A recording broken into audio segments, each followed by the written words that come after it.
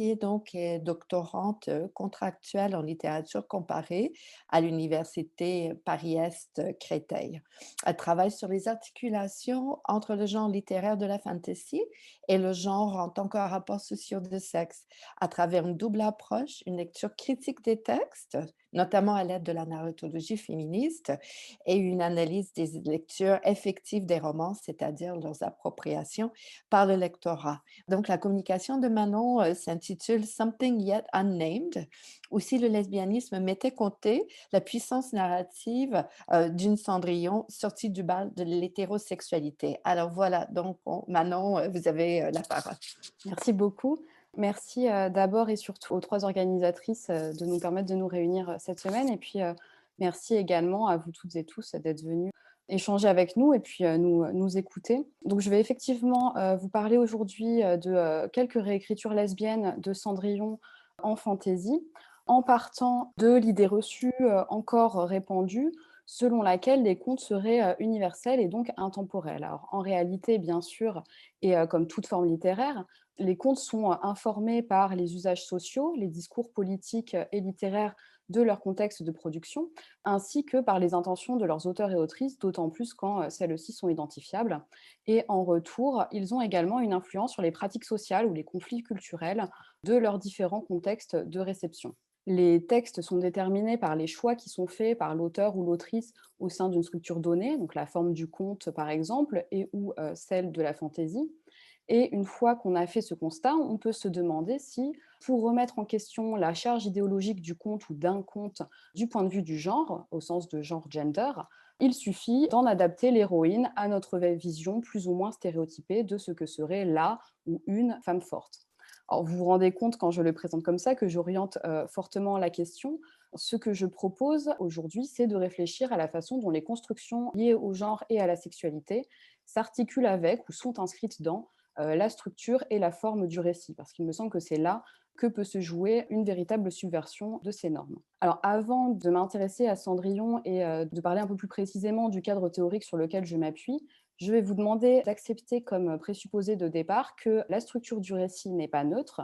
qu'elle est idéologiquement chargée dans son mouvement, dans sa trajectoire, c'est-à-dire dans la progression chronologique et ou logique du récit, qui est orientée vers une finalité, le dénouement ou la clôture, peu importe comment on veut l'appeler. Et cette structure du récit, elle est également idéologiquement chargée dans ce que quelqu'un comme Marilyn Forwell, une chercheuse états-unienne qui occupe une grande place dans mes réflexions depuis quelques années, dans ce qu'elle appelle donc les catégories de la subjectivité, par exemple celle de narrateur, narrateur, protagoniste, personnage focalisateur, ou justement cette catégorie de la clôture narrative, qui est le lieu ou le moment de la narration où s'alignent finalement toutes les positions de sujet. Dans ce contexte narratif, ce qui va intéresser Farwell, c'est la tension qui peut exister autour de ce qu'elle appelle le sujet lesbien, à la fois au niveau de ce système abstrait de la narration et au niveau de ses manifestations textuelles, c'est-à-dire en gros et pour faire simple, les personnages. Et ce qui permet, selon elle, de penser l'articulation entre ces deux niveaux, c'est ce qu'elle a donc identifié comme catégorie de la subjectivité. Et c'est à cela que je souhaite réfléchir aujourd'hui à partir de 3 réécritures lesbiennes de Cendrillon en fantaisie. Alors, on peut s'étonner devant la longévité, la popularité, la vitalité du conte, dont la tradition orale précède pourtant même les antiquités grecques et latines. Pour ce qui concerne Cendrillon, par exemple, on identifie une première version écrite au IXe siècle en Chine et par la suite des centaines, si ce n'est des milliers de versions à travers le globe. Ce qui va m'intéresser aujourd'hui, c'est l'intersection de 2 traditions, celle des auteurs et autrices de fantaisie, un genre littéraire qui puise ses sources notamment dans le merveilleux du conte, et celle des écrivaines féministes qui se réapproprient pour les détourner les traditions et les récits fondateurs qu'elles considèrent normatifs. Alors, je précise, notamment en prévision des questions, que je ne suis pas du tout spécialiste du conte de fées, ni même de ses réappropriations en fantaisie. Je suis arrivée à ce sujet par le biais des approches féministes de la narratologie, en particulier par les enjeux lesbiens de la narration, mais il me semble que cette forme du conte et ce qu'on en a gardé aujourd'hui sont particulièrement intéressants à cet égard. Alors le choix de Cendrillon, il s'explique pour 2 raisons. La première, c'est que le conte, en tant que forme littéraire située socialement et historiquement, c'est une forme courte, très codifiées, dont des critiques comme Vladimir Prop ou Steve Thompson ont identifié des trames narratives et une articulation entre différents types de personnages qui sont récurrentes, facilement schématisables, identifiables. Donc c'est à ce titre qu'il me paraît particulièrement intéressant et peut-être plus évident que pour d'autres formes littéraires d'en observer les variations. Et la deuxième raison, c'est que Cendrillon est un des récits les plus connus et les plus transmis à travers les lieux et les époques, y compris aujourd'hui, et qu'il me paraît également être assez exemplaire en ce qui concerne l'hétérosexualité. Alors, de façon un peu plus concrète peut-être, que vous ayez lu les contes de Perrault ou des frères Grimm, puisqu'il s'agit des versions les plus célèbres, ou que vous n'ayez que vu l'adaptation de Walt Disney, ou aucune de ces trois options d'ailleurs, tout le monde aujourd'hui est, je crois, en mesure de résumer l'histoire de Cendrillon si on réduit le récit à ses composants les plus essentiels. Alors pour cette communication, moi je retiens surtout qu'il s'agit d'une héroïne dont la situation initiale est caractérisée par la perte de sa mère puis de son père. Et on remarque que les cendres dont elle tire son surnom sont un symbole du deuil. Elle vit désormais dans une situation de misère matérielle et émotionnelle puisqu'elle sert de servante à sa belle famille cruelle. Des antagonistes féminines, je vais y revenir tout à l'heure. Une fée marraine ou en tout cas un adjuvant merveilleux lui permet de rencontrer le prince qui cherche justement à se marier. Et après qu'elle ait dû fuir, et puisqu'il est tombé amoureux d'elle en l'espace de quelques danses, il parvient à la retrouver, généralement grâce à un soulier abandonné qui permet de la révéler comme l'heureux élu. Il l'épouse et elle en est très heureuse, cela pour toujours, nous apprend la formule conclusive caractéristique du conte. Et si l'on réduit encore l'échelle des composants de ce conte, il me semble qu'on peut le résumer ainsi et d'une façon qui n'est, je crois, pas si caricaturale. Une femme est malheureuse, un homme d'une stature supérieure décide de l'épouser, et c'est ce mariage qui va faire disparaître comme par magie les problèmes de notre héroïne. Alors, quand on réécrit le conte, on a tendance à mettre à jour les personnages pour qu'ils correspondent à nos représentations, à nos conceptions actuelles, mais généralement sans toucher aux scénarios eux-mêmes. Et c'est d'ailleurs, d'une certaine façon, ce qui constitue aujourd'hui encore l'attrait du conte de fées, qui est répété, attendu, voire prévisible, et donc réconfortant. Et les rôles genrés de Cendrillon vont être repris et reconduits au fil des réécritures et des adaptations successives, en même temps que la trame et le reste des éléments centraux du récit, sans que l'on interroge nécessairement l'aspect pourtant profondément politique de ces constructions normées ou normatives, à la fois invisibles, attendues et excusées. J'ai choisi 3 œuvres très contemporaines de fantasy parce qu'elles me paraissent significatives des possibilités qu'offre le personnage lesbien lorsqu'il pénètre ce cadre très normé du conte de fées. Un recueil de 13 nouvelles, chacune inspirée d'un conte dit traditionnel, intitulé Kissing the Witch, paru en 1997 de l'autrice irlandaise et lesbienne Emma Donoghue, et 2 romans jeunes adultes, H de l'autrice lesbienne et sino-américaine Malinda Lo, paru en 2009, et Cinderella is Dead, paru en 2020, de Kalin Bayron, une autrice queer afro-américaine. Et vous remarquerez qu'on est face à un retournement des attentes du conte dès le titre des ouvrages, le titre très provocateur de Kalin Bayron qui nous annonce que Cendrillon est morte, et avec Donoghue, ce personnage de la sorcière qui est a priori le dernier personnage que l'on aurait envie d'embrasser.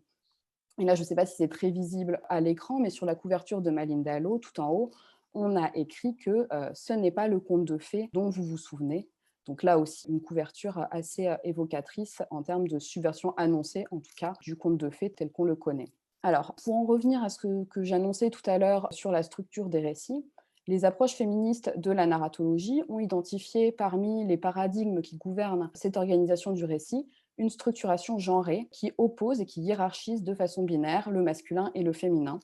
Donc là, les analyses peuvent différer, mais parce que les études de la fantaisie se sont beaucoup intéressées à la nature et à l'expression du désir, par le biais d'approches psychanalytiques notamment, je retiens en particulier l'approche de Teresa de Lauretis, qui identifie 2 fonctions ou positions genrées et liées au désir, un sujet désirant et un objet désiré, ou un protagoniste actif et mobile masculin, globalement le héros et ce qui se rapporte au héros, et un espace liminaire passif féminin qui doit être traversé, surmonté, dominé, approprié de façon plus ou moins symbolique. Et la résolution de cette tension entre la séparation du masculin et du féminin, ou la séparation des sexes, elle se situe au niveau de la clôture narrative, sous forme de transcendance, là aussi plus ou moins symbolique, qu'il s'agisse de la mort du féminin et du triomphe individuel du masculin et ou d'un mariage. Et je remarque que le lien entre clôture narrative et mariage n'a bien sûr pas été remarqué que par les féministes.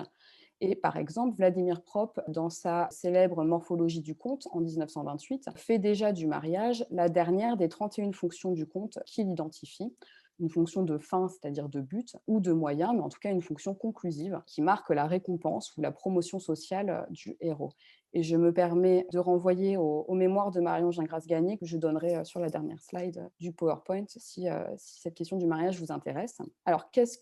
plutôt comment ces enjeux de structure et de temporalité se manifestent dans nos 3 œuvres de fantasy? Chez Donoghue, on a une articulation et un enchaînement logique de ces contes sous forme de nouvelles, de façon quasi cyclique ou circulaire, puisque les personnages féminins se rencontrent et se racontent leurs histoires, comme un continuum ou comme une interconnexion des récits. Chaque personnage, même mineur, est l'héroïne de sa propre histoire. Chaque narratrice demande à la suivante de se raconter. Et par exemple, le conte qui suit celui de Cendrillon, donc le conte du soulier, c'est le conte de l'oiseau, inspiré de la version de Poussette par Andersen. Et c'est la fée pour qui Cendrillon abandonne le prince qui va raconter sa propre histoire. Cendrillon lui demande « Qui étais-tu avant d'entrer dans ma cuisine ?» donc avant de pénétrer mon propre récit. Et c'est à la fée ensuite d'assumer sa propre fonction de narratrice. Chez Byron, on a un jeu très explicite, non seulement avec les contraintes, mais aussi et surtout avec les usages du conte. Cendrillon est une personnalité historique au sein de la diégèse, et une version officielle de son histoire est instrumentalisée par les rois successifs, donc en fait c'est toujours le même roi, pour contrôler le comportement des femmes du royaume depuis sa mort, donc en fait le meurtre de Cendrillon, environ 200 ans auparavant. Et par ce moyen, l'autrice, en fait, elle interroge la convention du happily ever after, ils vécurent heureux jusqu'à la fin des temps, et l'absence de représentation de l'après. Qu'est-ce qui se passe vraiment après le mariage de Cendrillon avec le prince supposé charmant? Et là, en fait, on va apprendre que seul le prince vit littéralement heureux pour toujours, ou en tout cas pour toujours jusqu'à notre roman et jusqu'à la conclusion du récit. Alors l'intrigue, elle va suivre la perspective de Sophia Grimmins, une jeune femme lesbienne et noire qui s'échappe du bal annuel et obligatoire lors duquel les jeunes femmes doivent se présenter pour être choisies par leur futur époux. Elle va rencontrer Constance, la descendante d'une des belles-sœurs de Cendrillon, qui souhaite venger les femmes de sa famille et découvrir la vérité derrière l'histoire de Cendrillon qui leur a été présentée comme vraie. On a une remise en cause également de l'idée que l'amour serait la seule voie d'accès au bonheur, puisque la trajectoire narrative est dirigée non pas vers le mariage ou même la rencontre amoureuse, mais vers le renversement par ce duo ou ce couple lesbien du système en place. Il va s'agir de tuer le roi. La clé de ce plan étant la nécessité de retrouver le journal de Cendrillon elle-même pour reconstituer sa véritable histoire. Chez Malinda Lo, donc le roman H, au contraire, il s'agit vraiment d'atteindre le happy end plutôt que de se demander ce qui se passe après, mais un happy end qui est cette fois-ci accordé, dont on offre la possibilité à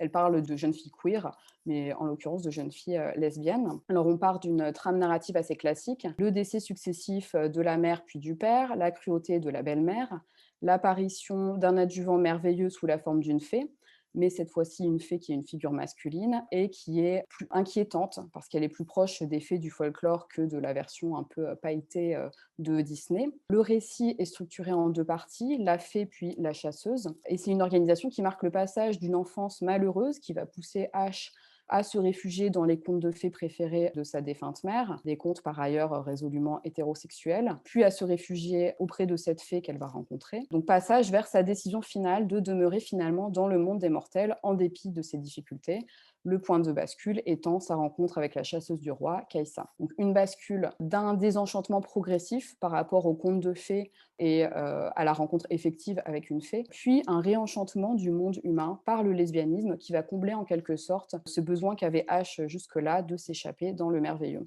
Alors, même si la finalité, ça reste finalement le Happily Ever After, il est chargé ici d'une signification nouvelle qui passe notamment par la perte, voire par le rejet du principe d'ascension sociale qui accompagne traditionnellement le mariage. C'est les citations que je vous ai indiquées à l'écran. Chez Malinda Lo et Emma Donoghue, l'accent est mis sur la maison, home, le chez-soi, mais plus largement un espace à soi et un espace entre femmes. Et on retrouve également la notion d'espace chez Byron, puisqu'il s'agit d'une ouverture de l'espace des possibles qui est permis par le lesbianisme. Comme chez Byron, avec Malinda Lo, on est aussi présenté, enfin on est aussi mis face aux conséquences très concrètes du pouvoir des contes de fées, mais aussi métaphoriquement contes de l'hétérosexualité obligatoire, des conséquences qui sont marquées dans la chair des héroïnes, puisque pour être libérée de son marché avec l'homme fée et pouvoir rester dans le monde des humains auprès de sa chasseuse, Ash va devoir lui accorder une nuit. Alors on a une ellipse, mais c'est très clairement sexuel. Et au réveil, paume de sa main est marquée du cercle de l'anneau qu'il lui avait offert. Je ne développe pas, mais j'ai indiqué en bibliographie, donc sur la dernière slide, toujours un article qui analyse ce motif du marquage par l'anneau. Une autre question qui m'a intéressée à la lecture de ces 3 œuvres, c'est le repositionnement des personnages féminins les uns par rapport aux autres, parce qu'un autre paradigme important identifié par les théoriciennes féministes de la narration, ici Eve Kosofsky-Sedgwick, c'est l'importance des relations masculines pour garantir cette hégémonie du masculin que j'évoquais tout à l'heure, qu'il s'agisse d'homosocialité,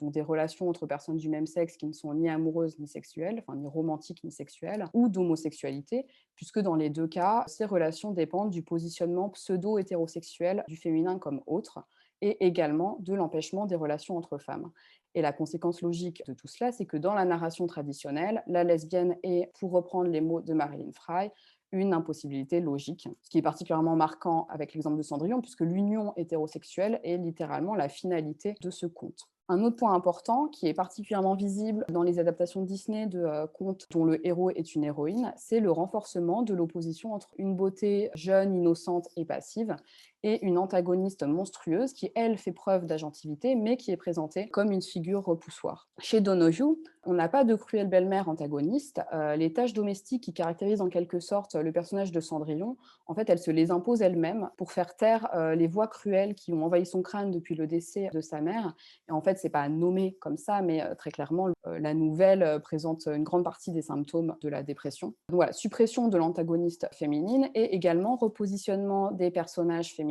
par la fluidité des rapports qu'ils entretiennent, puisque la fée marraine, habituellement l'exemple prototypique de la performance d'un rôle féminin, donc qui aide, qui guide, qui réconforte les héros, elle a ici des flammes dans les yeux et les cheveux grisés, argentés par la cendre. Donc on peut se demander est-ce qu'il s'agit véritablement d'une fée, de Cendrillon elle-même par la référence à la cendre, ou d'une sorcière, puisque tout au long de ce recueil, on a une difficulté à définir, à circonvenir ce personnage central de la sorcière qui est évoqué dès le titre. Chez Byron, on a également un retournement du trope du personnage féminin qui en persécute un autre, puisqu'on apprend qu'en réalité, Cendrillon, sa belle-mère et ses belles-sœurs s'aimaient tendrement et étaient alliés dans leur projet de détrôner puis d'assassiner le roi, donc projet qui échoue. Et c'est ensuite par la réécriture de l'histoire qui est opérée par le vainqueur que la narration de la compétition et de la cruauté entre femmes a été diffusée. Et je vous rappelle que la clé de l'intrigue, c'est le fait de retrouver le journal de Cendrillon, donc l'idée de reconstruire l'histoire à partir de la parole des victimes. Quant à la figure du prince, elle n'est pas éliminée, mais soit elle s'efface en arrière-plan, c'est le cas chez Donoghue et chez Lo, soit elle sert de repoussoir en tant qu'agent d'un système patriarcal particulièrement violent. C'est l'exemple du roi, enfin du prince puis roi, chez Byron dans Cinderella is Dead. Le dernier point que je souhaite aborder, et c'est à la fois une conclusion pas tout à fait développée parce que c'est des réflexions encore en cours, c'est la question de la langue du lesbianisme en quelque sorte, c'est-à-dire comment nommer, comment écrire le personnage lesbien. Alors, il n'y a aucune occurrence du terme lesbienne dans aucune des 3 œuvres. Chez Malinda Lo, il s'agit d'un univers où il est normal d'être homosexuel et donc il n'y a pas de terme spécifique pour désigner l'homosexualité féminine et il n'y a pas non plus de nécessité du coming out. Et à l'inverse, chez Kalin Bayron, la violence du système patriarcal est tellement explicite et présente dans toutes les sphères de la vie des personnages que le lesbianisme est indicible. Il me semble quand même qu'on est face à une sorte de nouvelle grammaire amoureuse. Le lesbianisme est à la fois difficile à nommer et un nouveau langage à part entière. Alors, je ne vais pas avoir le temps de traduire ni détailler les citations que j'ai sélectionnées, mais on note chez Emma Donoghue le jeu de mots autour de spelling, au sujet de la fée. Spelling à la fois le fait d'épeler quoi, on ne sait pas vraiment, et le fait d'utiliser un enchantement, le spell. Parce que voilà, il me semble que dans ces 3 réécritures, le conte, il n'est pas réécrit comme un seul désenchantement, c'est-à-dire comme une lecture simpliste qui ferait du conte le seul réceptacle et vecteur d'idéologie datée, le complice de la promotion de politiques répressives, mais comme un réenchantement par le lesbianisme. Lesbianisme qui est à la fois le moyen de la transformation de soi, donc ça c'est quelque chose qui revient dans les 3 œuvres, mais et également de la transformation du monde par l'ouverture de l'espace des possibles, ce qui est particulièrement explicite chez Byron puisque le roman se conclut sur la transition de l'ancien monde, un royaume patriarcal, vers une forme de démocratie participative qui se veut égalitaire. Donc voilà, je voudrais conclure sur cette idée qu'il me semble que c'est pas un simple mécanisme de réécriture qui se joue ici, mais une réappropriation ou un détournement qui prend la forme d'une écriture contre les lois du genre littéraire et du genre social,